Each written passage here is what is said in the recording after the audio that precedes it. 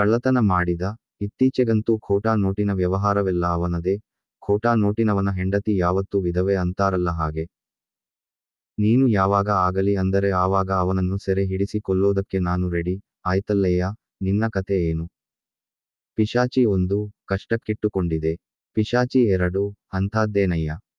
ಪಿಶಾಚಿ 1 ಅವನ ಸಹವಾಸ ಭಾರೀ ಕಷ್ಟ ಕಣಯ್ಯ. ಯಾವ ಪಟ್ಟು ಹಾಕಿದರೂ ನುಣುಚಿಕೊಳ್ತಾನೆ. ನಾನು ಚಾಪೆ ಕೆಳಗೆ ನುಗ್ಗಿದರೆ ಅವನು ರಂಗೋಲಿ ಕೆಳಗೆ ನುಸುಳ್ತಾನೆ. ಅಪ್ಪ ಅಂದರೆ ನಿಮ್ಮಪ್ಪ ಅಂತಾನೆ. ಪಿಶಾಚಿ 3 ಯಾರು ಬೆಪ್ತಕ್ಕಡೀನ? ಪಿಶಾಚಿ 1 ಅವನೇ ಕಣಯ್ಯ. ಬದುಕಿನ ಬಗ್ಗೆ ಅವನಿಗೆ ಒಂದೂ ತಕರಾರಿಲ್ಲ ಗೊತ್ತಾ? ಪಿಶಾಚಿ 2 ಹೋಗಲಿ, ನೀನು ಏನೇನು ಪ್ರಯತ್ನ ಮಾಡಿದೆ ಹೇಳು?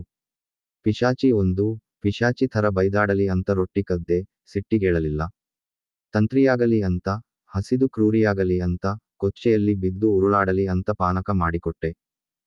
ಹೊಟ್ಟೆ ನೋವು ಅಂತ ಒಂದು ಸಾರಿ ಹೊಟ್ಟೆ ಹಿಡಿದುಕೊಂಡದ್ದೆಷ್ಟೋ ಅಷ್ಟೇ. ಯಾವುದಕ್ಕೂ ಜಪ್ಪಯ್ಯ ಅನ್ನೋಲ್ವೆ? ನಾವು ಉದ್ದೇಶಪೂರ್ವಕ ಮರೆತವನ ಹೆಸರನ್ನು ಕ್ಷಣಕ್ಕೊಮ್ಮೆ ಸ್ಮರಿಸುತ್ತಿದ್ದರೆ ಅವನ ಹತ್ತಿರ ಹೋಗೋದು ಹ್ಯಾಗೆ? ಪಿಶಾಚಿ 2 ಎಲ್ಲಾ ಅಯೋಗ್ಯ. ಬೆಪ್ತಕ್ಕಡಿ ಇಂಥ ದೇವತೆ ಅಂತ ಗೊತ್ತಿರಲಿಲ್ಲವೇ? ಪಿಶಾಚಿ 3 ಯಜಮಾನರಿಗಿದು ಗೊತ್ತಾದರೆ ನಿನ್ನನ್ನ ಪಂಢರಾಪುರವೋ, ಸಾವಳಿಗಿ ಮಠವೋ ಇಂಥ ಯಾವುದಾದರೂ ಪುಣ್ಯಕ್ಷೇತ್ರದಲ್ಲಿ ಎಸೆಯೋದು ಗ್ಯಾರಂಟಿ. ಪಿಶಾಚಿ 2 ಕೈಲಾಸದಲ್ಲಿ ಎಸೆದರೂ ಆಶ್ಚರ್ಯ ಇಲ್ಲವೇ? ಪಿಶಾಚಿ 1 ಏನಾದರೂ ಬದುಕೋ ಉಪಾಯ ಹೇಳ್ತಯ್ಯ ಅಂದರೆ. ಪಿಶಾಚಿ 3 ಹೀಗೆ ಮಾಡಿದರೆ ನಿನಗೆ ಸಹಾಯವಾಗುತ್ತ ನೋಡು. ಹ್ಯಾಗೂ ಸರದಾರ ಸೋಮಣ್ಣ ಸಾತ್ಕಾರ ಕಾಮಣ್ಣ ನಮ್ಮ ಕೈಯಲ್ಲಿದ್ದಾರೆ. ಹೇಳಿದ ಹಾಗೆ ಕೇಳ್ತಾರೆ. ಅವರನ್ನು ಅಲ್ಲಲ್ಲಿ ಕೊಲ್ಲೋದರ ಬದಲು ಬೆಪ್ತಕ್ಕಡಿ ಹತ್ತಿರ ಕಳಿಸಿದರೆ ಹ್ಯಾಗೆ? ಪಿಶಾಚಿ 2 ಹ್ಯಾಗೇನು ಸರಿಯಾಗೇ ಇರುತ್ತೆ. ಇಬ್ಬರಿಗೂ ಅವನ ನೆಮ್ಮದಿ ನೋಡಿ ಹೊಟ್ಟೆ ಉರಿಯುತ್ತೆ. ಹೊಟ್ಟೆ ಉರಿದರೆ ಜಗಳಾಡ್ತಾರೆ. ಜಗಳಾಡಿದರೆ ಬೆಪ್ಪಕ್ಕಡೀನೂ ರೇಗಿ ಶಾಪ ಹಾಕ್ತಾನೆ. ಅಲ್ಲಿಗೆ ನಮ್ಮ ಸೀಮೆಯಲ್ಲಿ ಅವನೊಂದು ಹೆಜ್ಜೆ ಹಾಕಿದ ಹಾಗೆ. ಪಿಶಾಚಿ 3 ನಾವಿಬ್ಬರೂ ನಿನ್ನ ಸಹಾಯಕ್ಕೆ ಅಲ್ಲೇ ನಿಂತಿರುತ್ತೇವೆ. ನಾವು ಮೂವರು ಪಿಶಾಚಿಗಳನ್ನು ಮೀರುವ ತಾಕತ್ತು ಅವನಲ್ಲಿದೆ ಅನ್ನೋದನ್ನು ನಾನಂತೂ ನಂಬೋದಿಲ್ಲ. ಪಿಶಾಚಿ 1 ಸದ್ಯಕ್ಕೆ ನಮಗಿರೋ ಉಪಾಯ ಇದೊಂದೇ. ಬೋನ್ ಬೋನ್ ಶಂಕರ ಬೋಳೆ ಶಂಕರ. ಕೆಲಸ ಮಾಡುತ್ತ ಬೋಳೆ ಶಂಕರ ಬರುವನು. ಜೊತೆಗೆ ಕೋಡಂಗಿಯೂ ಇದ್ದಾನೆ. ಕೋಡಂಗಿ ಹೊಟ್ಟೆನೋವು ಅಂತಿ ತುಸು ಆರಾಮ ತಗೋ ಮಾರಾಯ. ಬೋಳೆ ಶಂಕರ ಆರಾಮ ತಗೋ ಅಂತ ನೀ ಅಂತೀಯ. ನನ್ನ ಹೊಟ್ಟೆ ನೋಯುತ್ತೆ ಅಂದರೆ ಜೀವನ ನಿಲ್ಲುತ್ತಾ? ಹೋಗಲಿ, ನಾ ನಿಲ್ಲಿಸಿದ ಕೆಲಸ ನೀನು ಮುಂದುವರಿಸ್ತೀಯ. ನೀನೋ ಸೋಂಬೇರಿ. ಕೋಡಂಗಿ ಬೆಳಿಗ್ಗೆಯಿಂದ ಕೆಲಸ ಮಾಡ್ತಾನೇ ಇದ್ದೀನಲ್ಲಪ್ಪ. ಬೋಳೆ ಶಂಕರ ಏನೇನು ಮಾಡಿದೆ ಹೇಳು? ಕೋಡಂಗಿ 18 ರೊಟ್ಟಿ ತಿಂದೆ, 8 ಮುದ್ದೆ ನುಂಗಿದೆ. ಸೊಲಗಿ ಅನ್ನ ಉಂಡೆ, 1 ಗಡಿಗೆ ಅಂಬಲಿ ಕುಡಿದೆ, ಗಡದ್ದಾಗಿ 3 ಗಂಟೆ ನಿದ್ದೆ ಮಾಡಿದೆ.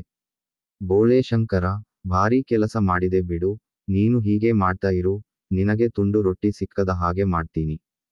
ಪಿಶಾಚಿ 1 ಕಾಣಿಸಿಕೊಂಡು ಹೊಟ್ಟೆ ನೋಯುತ್ತಿದ್ದರೂ ನೆಮ್ಮದಿಯಿಂದ ಕೆಲಸ ಮಾಡುತ್ತಿದ್ದಾನಲ್ಲ, ಇರಲಿ ಈಗಿವನ ನೇಗಿಲಿಗೆ ದೊಡ್ಡ ಬೇರಾಗಿ ತೊಡಕಿ ಬಿಡ್ತೀನಿ. ಹ್ಯಾಗೆ ಬಿಡಿಸಿಕೊಳ್ತಾನೋ ನೋಡೇ ಬಿಡುವ. ಪಿಶಾಚಿ ಮಾಯವಾಗುತ್ತದೆ. ತಕ್ಷಣ ನೇಗಿಲು ನಿಲ್ಲುತ್ತದೆ. ಬೋಳೆ ಶಂಕರ ಕೋಡಂಗಿ ಎಲ್ಲೆಲ್ಲೂ ಅಕ್ಕಪಕ್ಕ ಮರ ಇಲ್ಲ ಅಲ್ಲವ? ಕೋಡಂಗಿ 90. ಬೋಳೆ ಶಂಕರ ಹಿಂದೆಂದೂ ಇರಲಿಲ್ಲ ಅಲ್ಲವ? ಕೋಡಂಗಿ ಇರಲಿಲ್ಲ. ಬೋಳೆ ಶಂಕರ ಆದರೂ ನೇಗಿಲಿಗೆ ಬೇರು ತಗಲಿದೆಯಲ್ಲ? ಕೋಡಂಗಿ ತಗಲಿದೆಯಲ್ಲ. ಬೋಳೆ ಶಂಕರ ಗುದ್ದಲಿ ತಗೊಂಬಾ, ಅಗಿದು ನೋಡೋಣ. ಇಬ್ಬರೂ ಆಗಿಯತೊಡಗುವರು.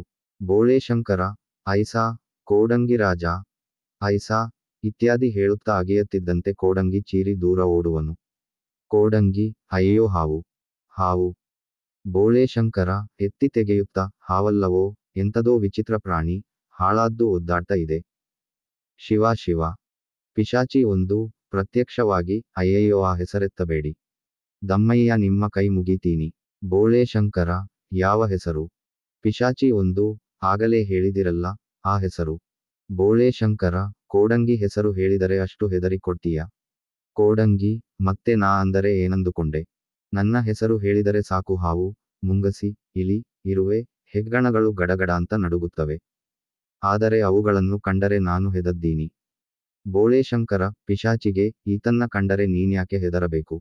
ಕೋಡಂಗಿ ಹಸಿದಾಗ ಹಾಗ್ದಾಗೆ ನುಂಗತೀನಿ ಅಂತ ಗೊತ್ತಿಲ್ಲವೇ ಅವಕ್ಕೆ?